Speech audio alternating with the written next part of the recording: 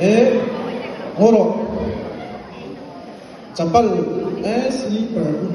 tat le evang pun lo lam du si no bo kan song kol lo a mak tha tu ri kan song mo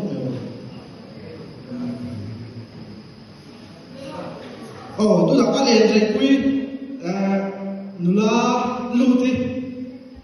chapal zu lo ko se